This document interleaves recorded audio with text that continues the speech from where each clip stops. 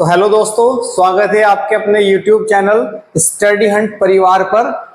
तो स्वागत करता हूं मैं आपका सभी का। तो मैं यहां पर आपको 11th क्लास का एटॉमिक स्ट्रक्चर में से जो आपका क्वांटम नंबर है, आज हम वो टॉपिक स्टार्ट करेंगे। ठीक है, तो इस टॉपिक में हम क्या चीज देखते हैं, क्या होता है ये क्वांटम नंबर। तो आइए तो हम डिस्कस करते हैं क्वांटम नंबर। तो क्वांटम नंबर क्या होता है, जैसे कि हमें पता है, हमने चैप्टर पढ़ा हुआ है कि भाई एटम है आपका, आपके पास में क्या है, एटम है। और मैं पूछता हूं कि भाई एटम के अंदर इलेक्ट्रॉन्स कहां मिलते हैं, इलेक्ट्रॉन की एग्जैक्ट लोकेशन क्या है, इलेक्ट्रॉन्स कहां रहते हैं, कैसे रहते हैं, किस तरीके से रहते हैं। तो वो जो इंफॉर्मेशन देता है वो आपका क्वांटम नंबर होता है। वो क्या होता है, जो हम इंफॉर्मेशन ऑब्टेन करते हैं, यानी कि क्वांटम नंबर क्या करता है, गिव द इंफॉर्मेशन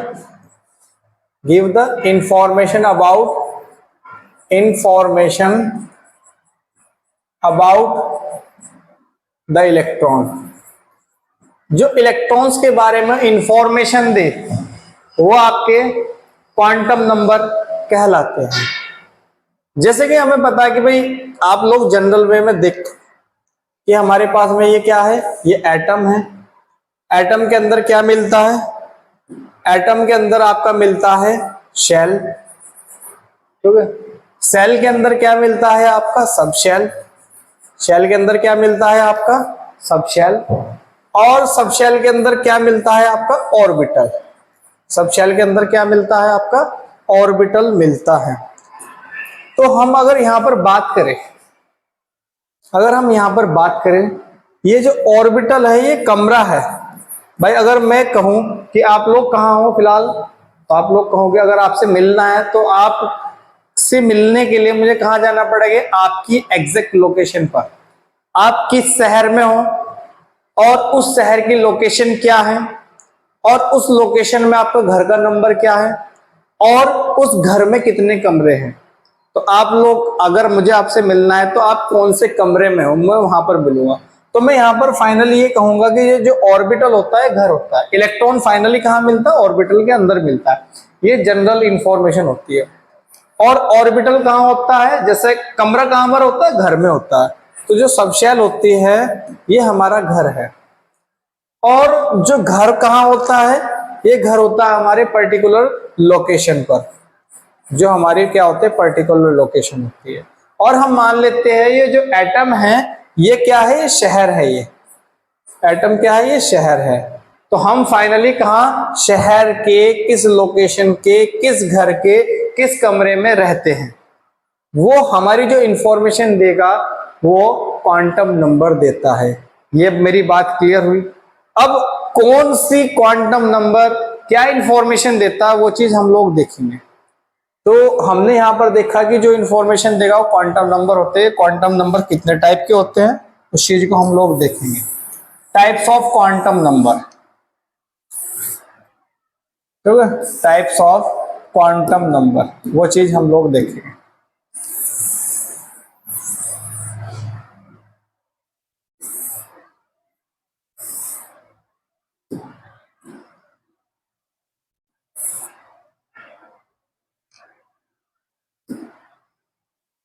मैं आपको लिखवा देता हूं यहां पर, इसे मैं कैंसिल ही कर देता हूं।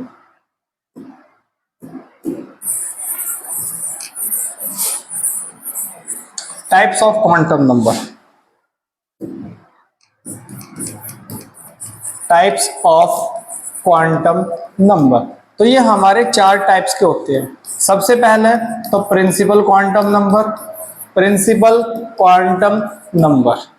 दूसरे टाइप की हमारी होते हैं azimuthal quantum number, azimuthal quantum number.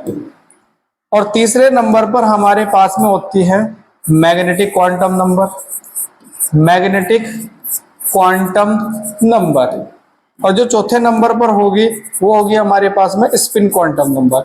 यानी कि हमारे पास में 4 टाइप की क्वांटम नंबर होती है, जो 4 अलग अलग इंफॉर्मेशन हमें क्या करेंगे, क्वांटम इलेक्ट्रॉन्स के बारे में बताएगी। 4 अलग अलग क्वांटम नंबर इलेक्ट्रॉन्स की अलग अलग इंफॉर्मेशन को बताएगी। तो हम लोग देखते हैं सबसे पहले क्वांटम नंबर का, ये हो गया हमारे पास में प्रिंसिपल क्वांटम नंबर। सबसे पहले तो हम इसमें बात करते हैं कि इसे जो डिनोट किया जाता है, जो इसे डिनोट किया जाता है, ये हम n से डिनोट करते हैं। क्लियर हो गया? इसे हम n से डिनोट करते हैं। क्या बताता है ये वाला? एक तो ये बताता है साइज के बारे में। क्या बताता है ये आपके एटम के साइज के बारे में बताता है। साइज कैसा कि भाई आप लोगों ने पढ़ा होगा जब आपने एटॉमिक स्ट्रक्चर स्टार्ट किया था, एटॉमिक साइज। एटॉमिक साइज, तो एटॉमिक साइज का मतलब एक एटॉमिक रेडियस का फॉर्मूला होता है। वो जो फॉर्मूला होता है 0.529 into n square upon Z, ये वाला फॉर्मूला होता है एन स्क्वायर अपॉन जेड। अब ये जो फॉर्मूला है, यहां पर एन है, यहां पर क्या है आपके पास में एन है। तो ये जो एन है, यहां पर ये जो एन है, अगर एन की वैल्यू इंक्रीज होगी तो रेडियस की वैल्यू क्या होगी? इंक्रीज होगी।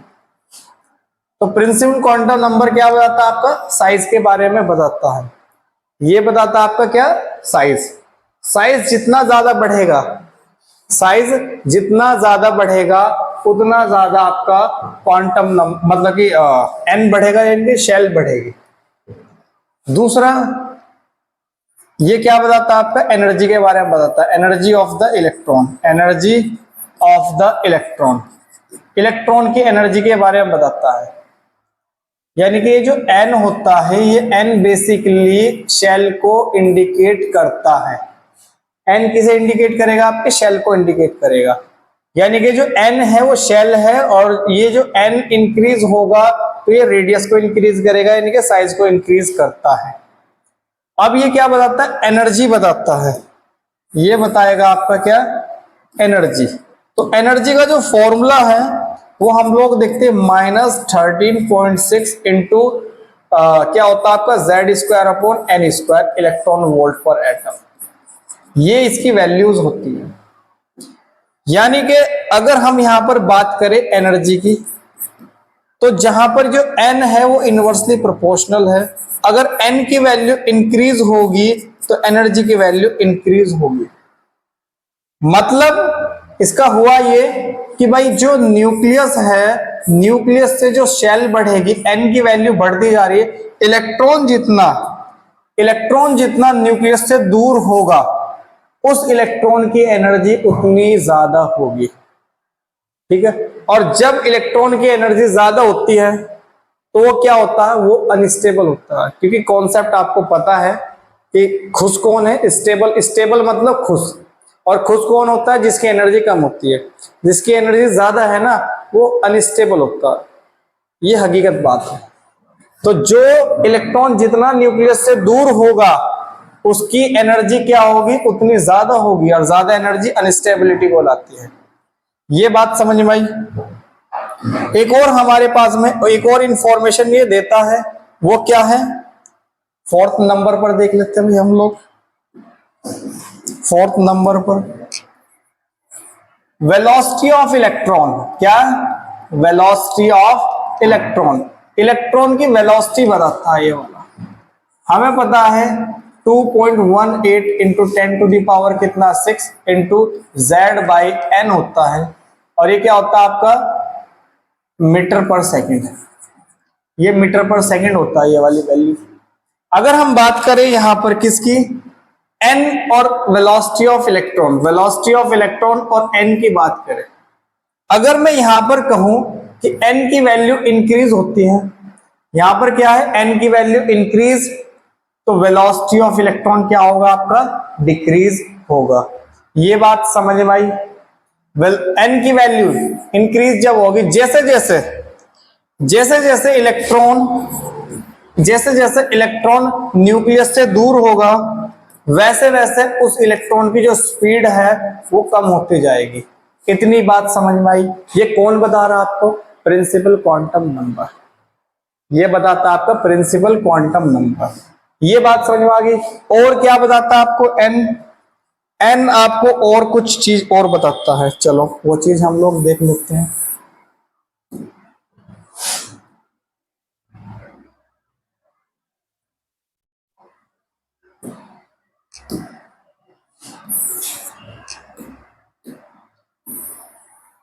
ये फॉर्मूले देख लो और इन फॉर्मूले से भी हमें काम करना है। यहां पर क्या है भाई, हमने कहा है कि number of orbital present in nth shell, कि एनएच शेल में कितने नंबर ऑफ इलेक्ट्रॉन्स है, एनएच शेल में कितने नंबर ऑफ ऑर्बिटल है वो हमें देखनी है। हम इसमें बता सकते हैं भाई, आप लोगों को पता है कि जैसे आप लोगों ने पढ़ा होगा, ये पहली शेल, दूसरी शेल, तीसरी शेल। यहां पर ये पहली जो शेल है, यहां पर n की वैल्यू 1 है, यहां पर n की वैल्यू 2 है और यहां पर n की वैल्यू 3 है। तो n जितना बढ़ाओगे, अगर n की वैल्यू 1 रखोगे तो इसमें कितने ऑर्बिटल होंगे, एक ऑर्बिटल। तो n की वैल्यू 1 होने पर यहां पर s की वैल्यू 1 मिलती है आपको, ये चीज है। अगर n की वैल्यू 2 रखोगे तो कितने ऑर्बिटल मिलेंगे, यहां पर n की वैल्यू 2 रखने पर n का स्क्वायर करोगे तो ऑर्बिटल जो आएंगे आपके पास में, यहां पर 1 आएगा, यहां पर 4 आएगा। 4 का मतलब एक s होगा और एक p होगा, वो आपको आगे बताया जाएगा। आपको ये शॉर्ट फॉर्मूला याद रखना है, कैसे लगाना है वो मैं आपको बताऊंगा। दूसरे नंबर पर जो फॉर्मूला है कि maximum number of electron in shell, कि पर किसी भी शेल के अंदर कितने नंबर ऑफ इलेक्ट्रॉन्स है वो हम बताएंगे। अगर हमारे पास में यहां पर, अगर हमारे पास में n की वैल्यू 1 लेंगे तो 2 इलेक्ट्रॉन होगा, और n की वैल्यू 2 स्क्वायर करेंगे तो कितना होगा, 8 होगा, और n की वैल्यू 3 करेंगे, यानी कि थर्ड शेल में, पहली शेल में कितने इलेक्ट्रॉन होते हैं, 2 इलेक्ट्रॉन। सेकंड शेल में कितने होता है, 8 इलेक्ट्रॉन। थर्ड शेल में कितने इलेक्ट्रॉन होते हैं, 18 इलेक्ट्रॉन। कितने होते हैं इसमें, 18 इलेक्ट्रॉन। तो according to this formula maximum number of electron in shell कितना होगा, इसके फॉर्मूले के अकॉर्डिंग हम लोग करेंगे। और एक हमारे पास में फॉर्मूला क्या होता है, angular momentum of any orbital. किसी भी ऑर्बिटल का एंगुलर मोमेंटम हम कैसे निकालते हैं, with the help of n, NH/2π। इन फॉर्मूलों को हम आगे यूज करेंगे जो हमारे न्यूमेरिकल होंगे। तो हमारे पास में फाइनली हमने क्या देखा है कि प्रिंसिपल क्वांटम नंबर ने क्या क्या चीज बताई है। प्रिंसिपल क्वांटम नंबर ने बताया है शेल, एटम का साइज, एटम इलेक्ट्रॉन्स की एनर्जी, और आपको वेलोसिटी ऑफ इलेक्ट्रॉन्स, ये चीज बताई है। और ये हमने 3 फॉर्मूले को with the help of n we get 3 formula. एक ऑर्बिटल को बताएंगे, एक हम मैक्सिमम नंबर ऑफ इलेक्ट्रॉन्स बताएंगे, और एक हम किसी भी ऑर्बिटल का एंगुलर मोमेंटम बताएंगे। बात समझ में आई। तो जो हमारे पास में है सेकंड क्वांटम नंबर की हम लोग बात करते हैं, सेकंड क्वांटम नंबर की हम लोग बात करते हैं। तो ये हमारे पास में क्या होता है, ये हमारे पास में क्या होता है, इस चीज को हम देख लेते हैं। सेकंड क्वांटम नंबर जिसे हमने बोला है azimuthal quantum number, azimuthal quantum number ये होता है। ये क्या बताता है इलेक्ट्रॉन्स के बारे में भाई, ये जनरली बताता है सब शेल। क्या बताता है ये, मेनली सब शेल को बताएगा। और इसको डिनोट जो किया जाता है वो किससे किया जाता है, एल से किया जाता है। एजीमुथल क्वांटम नंबर जो कि एल से डिनोट किया जाता है, और ये हमारा शेल को, सब शेल को इंडिकेट करेगा। और अगर हम इसकी वैल्यूज देखें, एल की जो वैल्यू है वो 0 से लेकर n-1 तक एग्जिस्ट करती है। क्या करती है, 0 से लेकर n-1 तक एग्जिस्ट करेगी, यानी कि n की जितनी भी वैल्यू होगी उसमें से एक कम। क्या बताएगा, सब शेल के बारे में। अब हम लोग देखते हैं L, और यहां पर हम लोग देखते हैं सब शेल। ये बात समझ में आ गई, सब शेल। तो हमने यहां पर कहा है अगर हम L की वैल्यू 0 ले तो वो S को इंडिकेट करता है, अगर हम L की वैल्यू 1 ले तो P को इंडिकेट करता है, अगर हम L की वैल्यू 2 ले तो D को इंडिकेट करता है, अगर L की वैल्यू हम 3 ले तो किसको इंडिकेट करता है, F सब शेल को इंडिकेट करता है। ये वैल्यूज आपकी फिक्स है, आपको ये याद करनी है, ठीक है। 0 S के लिए होता है, 1 P के लिए होता है और 2 D के लिए होता है, 3 F के लिए होता है। इतनी बात समझ में आई? कोई दिक्कत तो नहीं है, ठीक है। अब हम यहां पर कुछ पॉइंट्स और निकालते हैं। ये हमें क्या बताता है कि भाई अगर हम एनर्जी की यहां पर बात करें, यहां पर अगर हम एनर्जी की बात करें, अगर हम यहां पर क्या करें, n, अगर n की वैल्यू इंक्रीज करते हैं और L की वैल्यू सेम करते हैं, कांस्टेंट करते हैं, तो तब वैल्यू क्या होगी? तो वैल्यू की जो होगी, मतलब कि अगर हम n की वैल्यू इंक्रीज करें और L की वैल्यू कांस्टेंट करें, सपोज दैट हम L की वैल्यू 0 ले, 1s, 2s, 3s, 4s, 5s, 6s, तो सबसे ज्यादा जो एनर्जी होगी वो 6s की होगी। 5 ये हमारे पास में एनर्जी लेवल होगा। किसी के भी लिए हो सकता है L की वैल्यू 1 कर लो, यानी कि 2p, 3p, 4p, 5p, तो ये एनर्जी लेवल हो गया। ये क्या होगा आपके पास में, एनर्जी लेवल। अगर हम यहां पर L की वैल्यू कितनी करें, 2 करें, तो 2 के लिए आएगा 3D, 4D, 5D, इस तरीके से। तो सबसे ज्यादा वैल्यू किसकी होगी, 5D की, देन 4D की। अगर हम यहां पर एक और कंडीशन अप्लाई करें, वो कौन सी होगी, L की वैल्यू डिफरेंट करें, L की वैल्यू क्या करें हम लोग, डिफरेंट करें, तो डिफरेंट करने पर हमें क्या मिलेगा, डिफरेंट करने पर तो हमें पता है S, P, D और F की एनर्जी D से ज्यादा और D की एनर्जी P से ज्यादा है। क्लियर हो गया। अगर हम यहां पर L की वैल्यू N सेम करें, N क्या करें, सेम करें, हमने कहा 4S, 4P, 4D और 4F, तो इसमें N सेम है, तो सबसे ज्यादा एनर्जी किसकी होगी, सबसे ज्यादा एनर्जी होगी 4F की, ये वाला। तो ये बात समझ में आई? कोई दिक्कत तो नहीं है, ठीक है, कोई दिक्कत तो नहीं है। क्या किसी को कोई प्रॉब्लम है? तो यहां पर हमने N और L को वैल्यूज को देखा है। अब इसमें क्या कर लेते हैं हम, बेसिक फॉर्मूलों को देख लेते हैं हम लोग। यहाँ पर कुछ हमारे पास में क्या होता है, बेसिक फॉर्मूले होते हैं, इनको डिस्कस कर लेते हैं।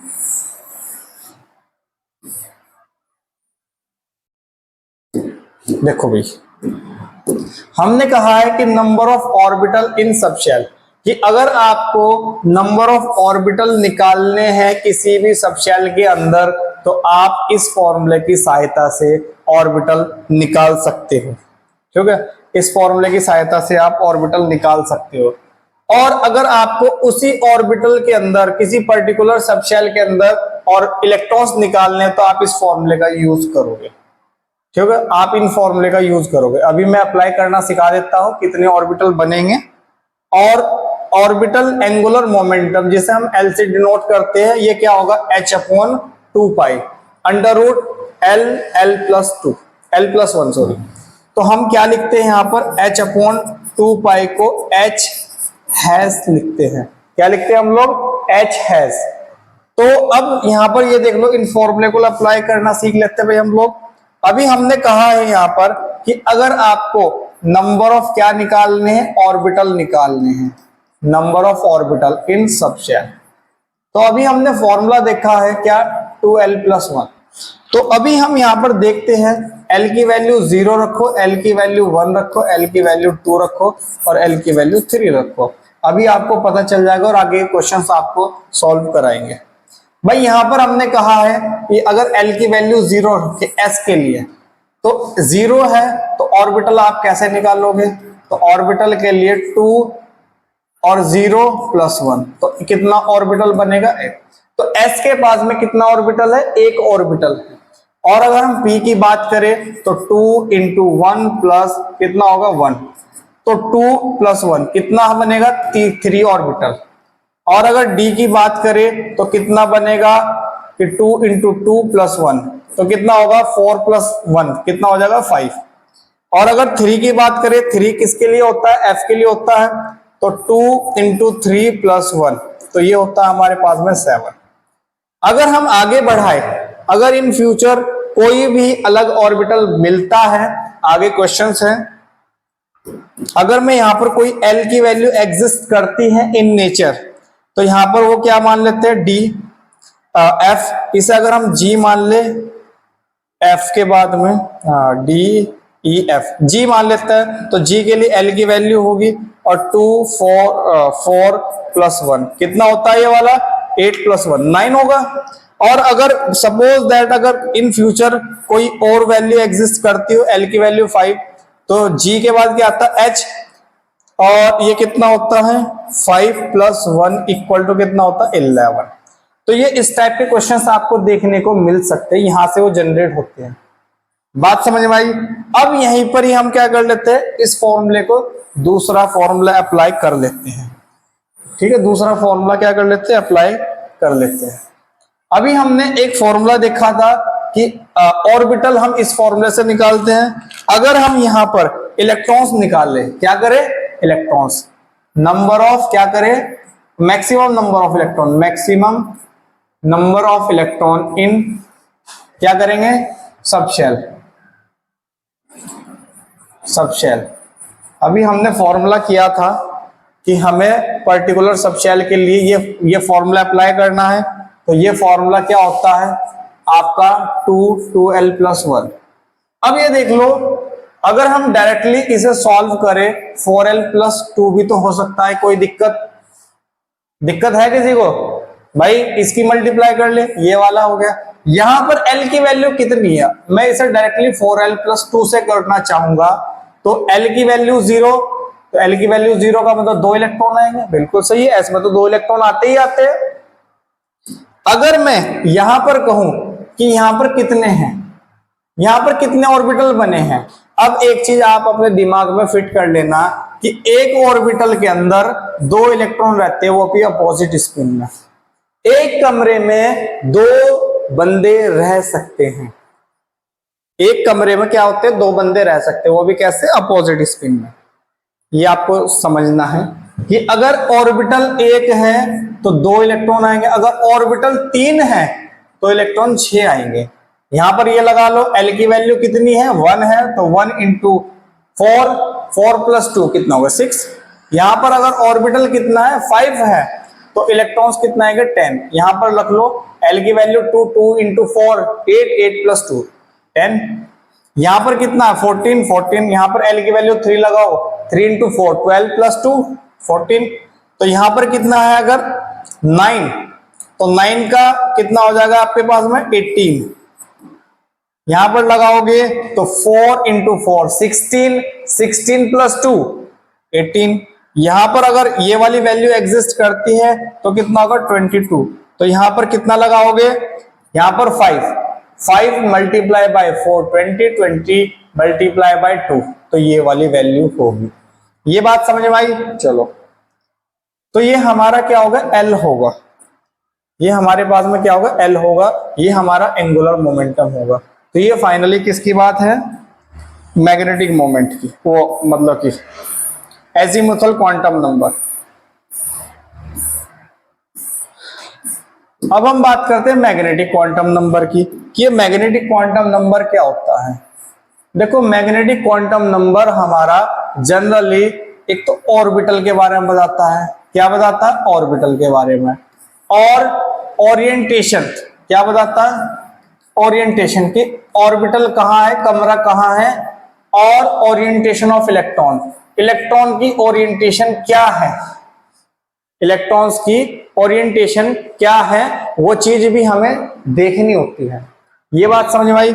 यानी कि फाइनली हमें ये बताता है कि डिस्ट्रीब्यूशन ऑफ इलेक्ट्रॉन, क्या बताता है हमें फाइनली, ये डिस्ट्रीब्यूशन ऑफ इलेक्ट्रॉन्स बताता है, डिस्ट्रीब्यूशन ऑफ इलेक्ट्रॉन्स फाइनली हमें ये बताता है कि इलेक्ट्रॉन्स कहाँ रहते हैं। भाई इलेक्ट्रॉन्स कहाँ रहते हैं, अभी हमने बताया था, अगर आप कहाँ रहते हो, घर में। अच्छा, घर में, घर के कहां से, कौन सा कमरा आपका, आपका कोई ना कोई कमरा होगा। तो इसी प्रकार से जो इलेक्ट्रॉन्स हैं, इलेक्ट्रॉन्स फाइनली मिलते हैं ऑर्बिटल के अंदर।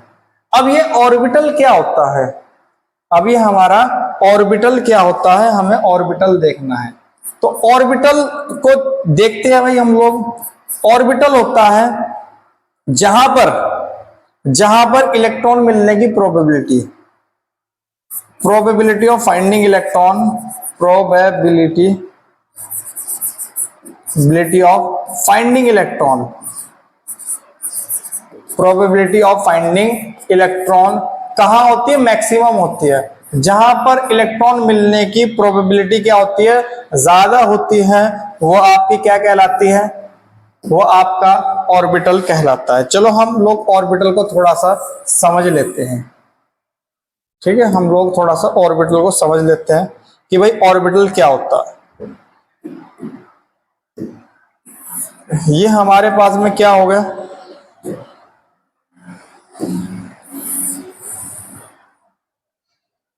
ये हो गया। अब हमने क्या कहा कि यहां पर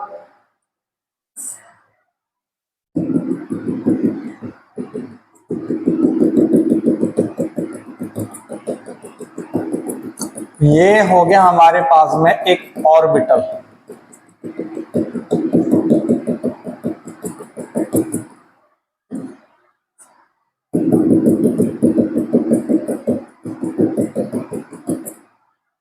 ये ऑर्बिटल है, ये क्या है, ये ऑर्बिटल है। और इस ऑर्बिटल में 90 to 95% और इलेक्ट्रॉन्स मिलने की प्रोबेबिलिटी होती है। तो जहां पर इलेक्ट्रॉन मिलने की प्रोबेबिलिटी सबसे ज्यादा होती है, वो हमारी जो पोजीशन होती है, वो हमारा ऑर्बिटल कहलाता है। तो अब हम ऑर्बिटल को कैसे फाइंड करते हैं, ऑर्बिटल को, तो ऑर्बिटल को जो फाइंड किया जाता है ना, वो हम करते हैं, एक फॉर्मूला बताया था कि L इक्वल टू मतलब M equal to -L2 plus L include zero. हम इसमें क्या करते हैं, जीरो को इंक्लूड जीरो, हम इसमें जीरो को इंक्लूड करते हैं। ये बात समझ में आई। चलो, हमने यहां पर कहा है कि भाई कोई भी अगर वैल्यू है, L इक्वल टू जीरो है, तो M इक्वल की वैल्यू क्या होगी, जीरो होगी। अगर L इक्वल टू 1 है तो M इक्वल टू क्या होगा, यानी कि -L2 प्लस L एग्जिस्ट करेगी। तो -L2 प्लस L एग्जिस्ट करने का मतलब ये हो गया कि -1 होगा, 0 होगा और आपका +1 होगा। अभी हम इनकी पोजीशन भी देखेंगे। अगर L इक्वल टू 2 होगा तो M की वैल्यू कितनी होगी, -2, -1, 0, +1 एंड +2 ये होगा। अगर हम L की वैल्यू 3 ले तो यहां पर जो एग्जिस्ट करेगी, नहीं ये वाले तो छोड़ो, अब ये वाली वैल्यू होगी। तो अब हम थोड़ा सा ऑर्बिटल को और हम डिफाइन कर लेते हैं। ऑर्बिटल को जो हम डिनोट करते हैं, ये हमारी L की वैल्यू आती है। ठीक है, ये हमारी क्या आती है, L की वैल्यू आती है। चलो, यहां पर जो ऑर्बिटल है, ऑर्बिटल को हम लोग डिनोट करते हैं किससे, साई से। ठीक है, हम किससे डिनोट करते हैं, साई से। यहां पर इसकी दो N, L और M ये एग्जिस्ट करती है। ठीक है, ये वाली वैल्यू एग्जिस्ट करती है, इस पर हम क्वेश्चंस कराएंगे। अभी हमने N पढ़ लिया है। N क्या होता है, प्रिंसिपल क्वांटम नंबर। L क्या होता है आपका, एजीमुथल क्वांटम नंबर। क्या होता है ये, एजीमुथल क्वांटम नंबर। और ये जो M होता है, इसे हम बोलते हैं मैग्नेटिक क्वांटम नंबर। क्या होता है ये वाला, मैग्नेटिक क्वांटम नंबर। ये 3 होती है ये वाला। ठीक है, ये वाली वैल्यूज क्या होती है, 3 होती है। तो अभी हम यहां पर ये वाला सीखने के बाद में इस पर क्वेश्चन बनाएंगे और यहां से अच्छे क्वेश्चंस बनेंगे बिल्कुल सिंपल ही। ठीक है, जैसे कि यहां पर अगर मैं क्वेश्चंस कहूं कि 5dz² है, तो इसके लिए साई की वैल्यू क्या होगी। ठीक है, इसके लिए साई की वैल्यू क्या होगी, वो चीज हमें डिफाइन करनी है। तो हम आगे देखेंगे। अभी तो हम यहां पर इनकी वैल्यूज को पुट अप करेंगे। ऑर्बिटल का क्या करेंगे, ऑर्बिटल का हम लोग क्या कर लेते हैं, साइज देख लेते हैं, शेप देख लेते हैं। अब यहां पर देखो भाई, यहां पर जो सिस्टम होगा आपका, जो ऑर्बिटल है, जो एस ऑर्बिटल होता है, एस की जो शेप होती है, एस की जो शेप होती है वो स्फेरिकल होती है। कैसी होती है वो? स्फेरिकल होती है। ये जो स्फेरिकल है, ये जो स्फेरिकल है, ये शेप ऐसी होती है, ये वाली, ये कैसी होती है? शेप ऐसी होती है। ये जो एस की जो शेप है, एस की जो शेप है वो स्फेरिकल जो है, सबसे पहली बात कि ये आपका नॉन डायरेक्शनल होता है। कैसा होता है ये वाला? आपका नॉन डायरेक्शनल होता है, इसकी कोई डायरेक्शन नहीं होती, ये आपका नॉन डायरेक्शनल होगा। दूसरी बात कि यहां पर जो इलेक्ट्रॉन मिलने की प्रोबेबिलिटी, यानी कि probability of finding electron, probability of finding electron, क्या? फाइंडिंग इलेक्ट्रॉन, ये मैक्सिमम होगी क्या? एवरीवेयर, क्योंकि एवरीवेयर, हर जगह पर, एवरीवेयर हर जगह पर क्या होगी? सेम होगी। स्फेरिकल शेप है इसका, ठीक है? इसका क्या होता है? स्फेरिकल शेप होता है। ये आपको प्रॉपर्टीज याद रखनी है। इतनी बात समझ में आई? चलो अब हम लोग देख लेते हैं पी का। हमें शेप ऑफ पी देखना है। देखो, हम जो पी का शेप होता है वो कैसा होता है आपका? Dumbbell shape. कैसा होता है? डम्बल शेप होता है ये वाला। पी का शेप क्या होता है? डम्बल शेप होता है। अभी हमने करा था कि L इक्वल टू क्या होता है? 1।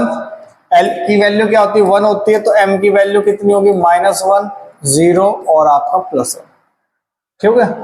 अब यहां पर सिस्टम क्या होगा? ऑर्बिटल मैं बना देता हूं, मतलब कि यहां पर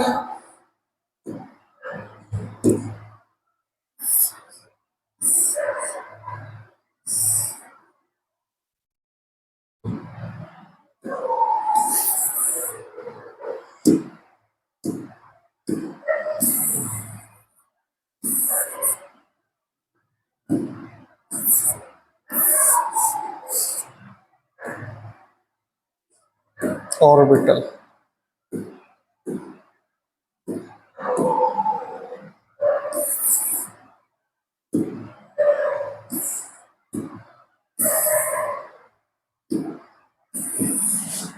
ये देखो भाई, यहां पर हमने कहा कि ये एक्स एक्सिस है, वाई एक्सिस है, जेड एक्सिस है। हमने यहां पर कहा कि ये वाला जो ऑर्बिटल है हमारा एक्स एक्सिस में है, ये वाला जो ऑर्बिटल है ये किस में है? ये वाई एक्सिस में है ये वाला। और यहां पर हमने कहा है x axis, y axis, z axis. यहां पर जो हमारा ऑर्बिटल है ये किस में है? ये जेड एक्सिस में है। यानी कि अलग अलग ऑर्बिटल अलग अलग एक्सिस में है, मतलब कि एक्स एक्सिस, वाई एक्सिस और जेड एक्सिस। ये बात समझ में आई? ये हमारे पास में क्या एक्सिस है। अब हम इसे दूसरे तरीके से क्या करते हैं? डिफाइन करते हैं और इनकी वैल्यूज पर काम करते हैं। इनकी हम वैल्यूज पर काम करते हैं। देखो आप बात को समझो, यहां पर ये हमारे पास में क्या हो गया? ये हमारे पास में क्या? ये हमारे पास में ऑर्बिटल है। हमें पता है कि पी में कितने ऑर्बिटल होते हैं? 3 ऑर्बिटल होते हैं। ऑर्बिटल मतलब कमरा, और कमरे पर भी एक नंबर लिखा होता है। जैसे घर होता है ना, मतलब जैसे होटल होता, होटल में नंबर लिखे होते हैं, तो इस पर भी क्या होंगे? नंबर होंगे कि इलेक्ट्रॉन्स कहाँ मिलता है।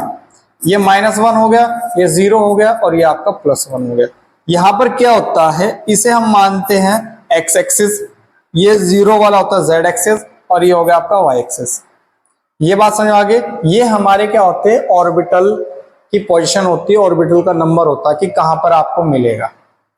एस का कोई नंबर नहीं होता है, इसका क्या होता है? नंबर होता है ये वाले। इतनी बात समझ में आई? कोई दिक्कत यहां तक? चलो हम लोग आगे चलते हैं। अब हम डी को देखते हैं। डी को हमने क्या करा? डी का शेप देखते हैं भाई। डी में जो बनेगा, डी में जो कंडीशन बनेगी वो चीज हम लोग देख लेते हैं। हमने कहा है कि भाई इसके लिए L की वैल्यू 2 होती है, तो M की वैल्यू कितनी एग्जिस्ट करेगी, -2 -1 0 +1 और आपका +2। ये बात समझ में आई। और अगर हम बात करें यहां पर ऑर्बिटल की, तो यहां पर ये जो बनेगा, यहां पर ये जो बनेगा वो बनेगा इस टाइप से, ये बनेगा इस तरीके से। ये पहला ऑर्बिटल, ये दूसरा ऑर्बिटल, ये तीसरा ऑर्बिटल, ये पांचवा ऑर्बिटल, ठीक है, ये पांचवा ऑर्बिटल। यहां पर हमने कहा ये -2 है, -1 है, 0 है, +1 है और आपका +2 है। ये वाली जो पोजीशन है ये XY वाला है, ये आपका क्या होता है YZ हो गया, ये Z² होता है ये वाला, और ये हमारे पास में क्या होता है ZX हो गया, और ये हमारे पास में क्या हो गया X² - Y² हो गया, ठीक है। ये वाली कंडीशन होगी। अब ये बनता कैसे है, अब हम इसकी पोजीशन को निकाल लेते हैं। जैसे हमने कहा है XY, ये पोजीशन होगी X एक्सिस, ये Y एक्सिस, यानी कि ये जो बनेगा, ये जो ऑर्बिटल बनेगा ये बनेगा यहां और यहां पर, यानी कि ये X एक्सिस और Y एक्सिस से कितने 45 डिग्री के एंगल पर बनेगा, यानी कि ये अलोंग द एक्सिस नहीं बनेगा, ये क्या बनेगा X और Y के बीच में ये वाला पोजीशन होगी। यहां पर ये हमने कहा है X एक्सिस Y एक्सिस, तो ये वाला जो बनेगा ये Z एक्सिस होगा, तो ये कहां बनेगा, ये वाली पोजीशन Y और Z के बीच में बनेगा। कहां बनेगा, Y और Z के बीच में बनेगा। ये वाला जो Z² है ये बनेगा इस तरीके से रिंग शेप पर बनेगा। ये वाला जो Z एक्सिस है, ये जो Z एक्सिस है, ये Z मतलब ऐसा लिख लो, ये X एक्सिस, ये Z एक्सिस, ये बनेगा यहां पर, क्योंकि ये पोजीशन ले सकते हैं हम लोग। और ये वाली जो बनेगी, ये वाली जो बनेगी, ये वाली कहां पर बनेगी, मतलब कि आपके X एक्सिस और आपका Y एक्सिस में बनेगी। ये X एक्सिस और ये बनेगी आपकी Y एक्सिस, ये इस तरीके से बनेगी यहां पर। तो ये आपकी अलग अलग कंडीशन हो गई, ये आपकी क्या होगी, अलग अलग कंडीशन, यानी कि यहां पर इलेक्ट्रॉन मिलने की जो प्रोबेबिलिटी है वो यहां पर है। इलेक्ट्रॉन मिलने की जो प्रोबेबिलिटी है वो कहां पर मिलेगी, वो यहां पर मिलेगी। इलेक्ट्रॉन मिलने की प्रोबेबिलिटी यहां पर होगी। बात समझ में आ गई, ये हमारी पोजीशन होगी। और रही बात किसकी, F ब्लॉक की, रही बात किसकी, F ब्लॉक की, तो F जो होता है आपके जो पास में जो F सब शेल होगी वो कैसा होता है, वो कॉम्प्लेक्स होगा। वो क्या होगा, कॉम्प्लेक्स स्ट्रक्चर बनता है, और वो जो कॉम्प्लेक्स स्ट्रक्चर है उसे हम बोलते हैं लीफ लाइक स्ट्रक्चर। कैसा बनता है वो, लीफ लाइक स्ट्रक्चर, ये लीफ लाइक स्ट्रक्चर बनता है। ये बात समझ में आई, कोई दिक्कत, चलो चलो अब हम लोग देखते हैं स्पिन क्वांटम नंबर।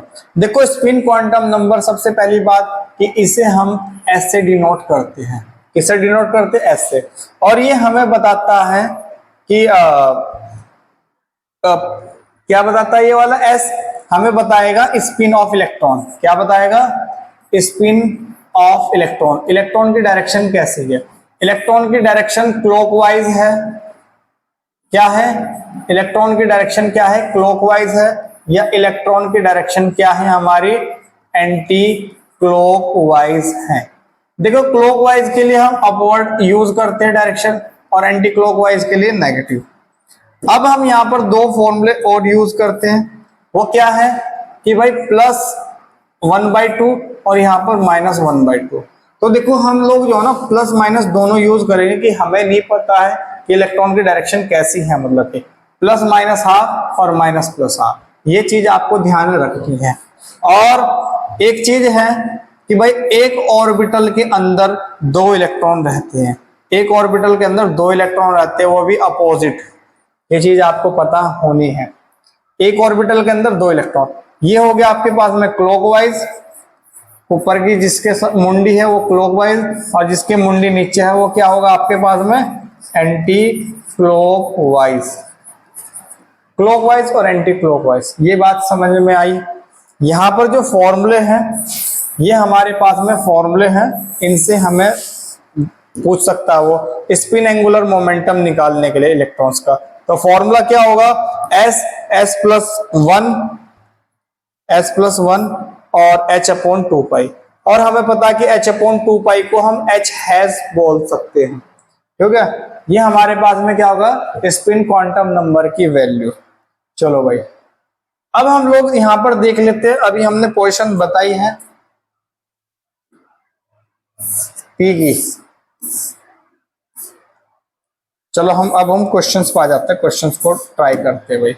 अभी हमारा यहाँ पर ये क्वेश्चन है 4py के लिए हमें क्या निकालना है, 4py के लिए हमें वैल्यूज निकालनी है भाई। ये वाली जो वैल्यू है वो n के लिए है भाई। l के लिए p की वैल्यू क्या होती है, l के लिए p की वैल्यू 1 होती है। कितनी होती है, 1।